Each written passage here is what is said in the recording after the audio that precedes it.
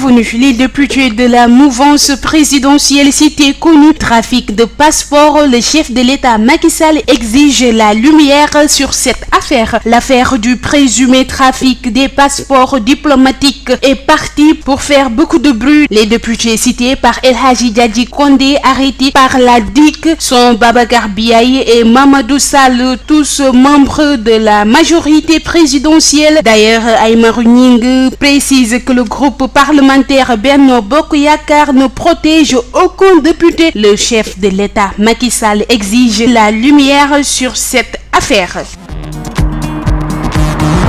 Kilifeu de Y'en a marre arrêté et placé en garde à vue, interrogé sur 2 millions de francs CFA reçus. Il a affirmé avoir été filmé à son insu et avoir juste aidé un ami qui voulait évacuer son fils malade. Kilifeu a été interpellé suite à une autosaisie du parquet après des vidéos impliquant le rappeur de Y'en a marre dans une affaire de trafic de visas et de passeports diplomatiques. L'activiste aurait ainsi touché des pots de vin en vue de faciliter des tiers l'obtention de visas vers la France. Le collectif des enseignants associés de l'université Cheikh Anta Diop de Dakar réclame 8 mois de salaire selon leur chargé des affaires pédagogiques, juridiques et scientifiques à Dakar. Ibrahim Mboup, ce problème a démarré depuis le mois de janvier. Il souligne que nombreux parmi eux ont dû recourir à des prêts pour faire face aux charges y afférentes sans compter les autres frais pédagogiques. Le collectif invite le ministère des Finances à résoudre sans délai le problème pour alléger leur souffrance au nom de l'éthique, l'équité et la justice. Le collectif Ñoo Lank reçu par le ministre du Commerce Aminata Assome Diatta. Ce rendez-vous a permis aux deux parties de discuter de la situation économique du pays après la hausse des prix des denrées de première nécessité. Mais à la sortie de cette audience, rien n'a été révélé à la presse. Toutefois, le collectif compte toujours organiser une marche ce vendredi 10 septembre. Il appelle à la grande mobilisation, laquelle va se tenir à la place de la Nation comme point de départ pour rallier le rond-point RTS. Magal Touba 2021, l'événement sera célébré le 26 septembre prochain. En effet, après l'observation du croissant lunaire mardi, celui-ci n'a pas été aperçu hier. Par conséquent, le premier jour du mois de Safar coïncidera avec le jeudi 9 septembre.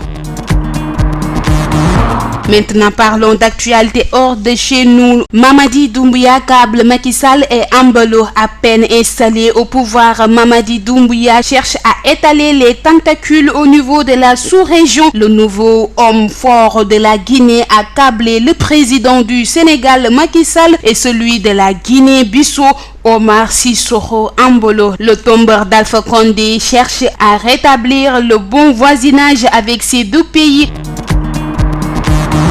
Un sommet virtuel extraordinaire des chefs d'État de la CEDEAO prévu mercredi. La Guinée risque de subir des sanctions de la part de la CEDEAO comme ce fut le cas avec le Mali. Après un putsch similaire en août 2020, les chefs d'État et de gouvernement de la communauté économique des États de l'Afrique de l'Ouest se réunissent pour un sommet virtuel extraordinaire au menu la Guinée. La Guinée après le coup d'État du dimanche 5 septembre qui a renversé le président Alpha Condé. La junte au pouvoir a dissous le gouvernement ainsi que les institutions établies. La constitution qu'avait fait adopter Alpha Condé en 2020 et dont il s'était servi pour briquer la même année un troisième mandat malgré des mois de contestation meurtrière. L'institution ouest-africaine avait déjà condamné ce coup de force exigeant un retour à l'ordre constitutionnel et la libération immédiate du président déchu.